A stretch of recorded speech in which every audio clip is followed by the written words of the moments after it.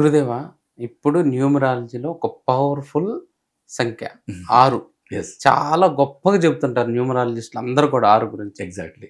ఈ 6 date of birth ఉన్న వాళ్ళ పరిస్థితి ఏంటి? 6 అంటే శుక్రుడు. హ్మ్. డబ్బు ఎవరికి వద్దంటారు చెప్పండి? ఓకే. ఓకే. దీని యొక్క అధిష్టాన దేవత లక్ష్మి అని చెప్తాము. ఓకే. శుక్రగ్రహము దీనికి అధిపతి. ఎవరికి డబ్బు వద్దు చెప్పండి? అంటే అవును. లక్ష్మీప్రదమైన నెంబర్ అంటే 6 నెంబర్ అని చెప్తాం. ఓకే. శుక్రుడి యొక్క కారకత్వాలు తెలుసు కదా! హ్మ్. మనకి ఆయన చాలా జల్సారాయుడు. హ్మ్. అవునా కదా! అవును. అలాగే మన యొక్క ఈ 6 నెంబర్‌లో పుట్టిన వాళ్ళు అనుకున్నది వాళ్ళు ఏ విధంగానైనా సాధిస్తారు. ఓకే. అంటే అది ఏ విధంగానైనా మీన్స్ మిగతా వాళ్ళు సాక్రిఫైస్ అయినా సరే గానీ వీళ్ళు మాత్రం వీళ్ళ యొక్క ఎంజాయ్‌మెంట్ మాత్రం తగ్గదు. ఓకే. అంత అద్భుతంగా వీళ్ళు లైఫ్‌లో ఎంజాయ్ చేస్తారు. ఆ స్థితికి కూడా అంటే లక్ష్మీప్రదమైన నెంబర్ అంటే వాళ్ళ యొక్క లైఫ్‌లో కూడా అటువంటి స్థితిలోకెళ్తారు. ఓకే. అంటే ఏ జాతకుడైనా సరే తను ఏ నెలలో అయినా, ఏ సంవత్సరంలో అయినా 6వ తేదీన గానీ, 15వ తేదీన గానీ, 24వ తేదీన గానీ పుడితే వాళ్ళ యొక్క బర్త్ నెంబర్ మనం 6 అని చెప్తాం. ఓకే. ఓకే. ఈ 6 బర్త్ నెంబర్‌గా ఉన్న వాళ్ళకి వాళ్ళ యొక్క లక్కీ నంబర్స్ 2, 5, 6 2, 5, 6. ఓకే. మరి న్యూట్రల్ నంబర్స్ వచ్చి 4, 8, 9. Unlucky numbers 1, 3, 7. ఓకే. ఇవి చాలా ఇంపార్టెంట్. 1, 3, 7 అనే నంబర్స్‌ని అవాయిడ్ చేయటం. ఇప్పుడు చూసావు కదా! ఇక్కడ మనకి 6 అనే నంబర్‌కి 6 అనే నంబర్ లక్కీ. హ్మ్. అంటే ఎవరికైతే బర్త్ నంబర్ 6, డెస్టినీ నంబర్ 6 వస్తదో వాళ్ళ యొక్క లైఫ్‌లో తిరిగి చూసేది ఉండదు. ఓకే. చాలా అద్భుతమైన స్థితిగతులు ఉంటాయి. చాలా, చాలా సూపర్ హైట్స్‌కెళ్తారు. మహాసంపన్నులవుతారు. ఓకే.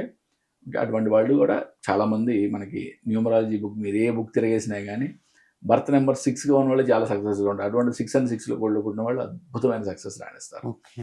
అంటే ఈ సూపర్ కోడ్‌లో పుట్టడము, సూపర్ కోడ్‌లో పెళ్లి చేసుకోవడం ఇట్లాంటివన్నీ కూడా చాలా ఇంపార్టెంట్ అనమాట. ఇప్పుడు మహేష్ బాబు గారిది 1 and 1 కోడ్‌లో మ్యారేజ్ అయింది. ఓహో! ఓకే.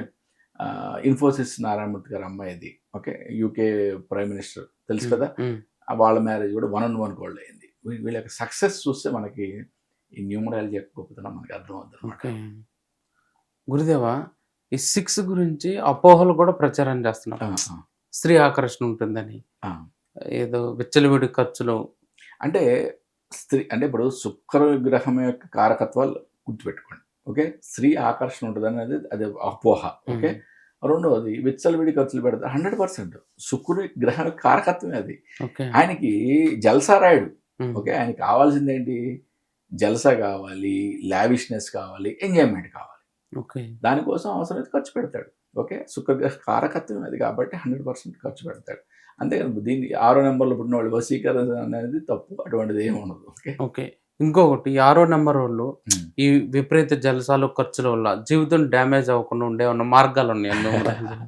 అంటే వీళ్ళ డెస్టినీ నంబర్ గనక వీళ్ళ లక్కీ ఆర్ న్యూట్రల్ నంబర్‌లో ఉన్నట్టు గనక దాని గురించి మనకు పెద్దగా వరీ కావాల్సిన పని లేదు. ఓకే.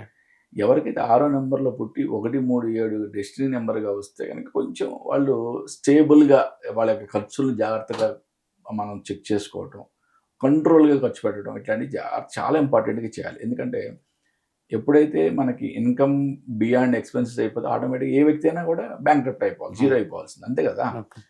కాబట్టి ఏంటంటే ఎప్పుడైతే డెస్టినీ నంబర్ మనకు అన్‌లక్కీగా ఉందో ఆటోమేటిక్‌గా వాళ్ళు స్మాష్. ఓకే. ఓకే. కాబట్టి ఏంటంటే లక్కీ ఆర్ న్యూట్రల్ వచ్చినా పెద్దగా భయపడాల్సిన పని లేదు. వాళ్ళు ఖర్చు పెట్టినా దానికి తగ్గట్టుగా సంపాదన వస్తూనే ఉండదు. దాని టెన్షనే లేదు. ఓకే.